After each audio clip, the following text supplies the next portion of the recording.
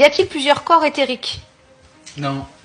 Il y a une Merkaba. Tu as un véhicule céleste qui est hyper complexe. Il y a des couches. T'as le premier fourreau, c'est ce que les gens appellent l'aura. Ça, c'est le premier fourreau qui traverse à peu près ton derme et ton épiderme, mais qui dépasse à peu près de 2-3 cm. Ça, c'est ton premier champ aurique. Et après, tu as une structure éthérique qui est créée par la contre-rotation électromagnétique de ton véhicule céleste, parce qu'on est une petite batterie à basse tension. Le système cérébrospinal des humains, il produit de l'électricité.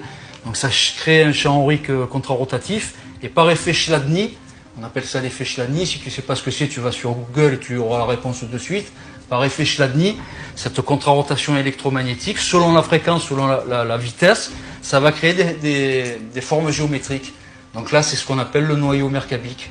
Et voilà, on va dire que le champ électromagnétique, en fait, c'est le confinateur de tes 4 creusets, de ton creuset éthérique instinctif, émotionnel dans le thorax, analytique dans le crâne, et métaphysique entre l'os pariétal et l'occiput.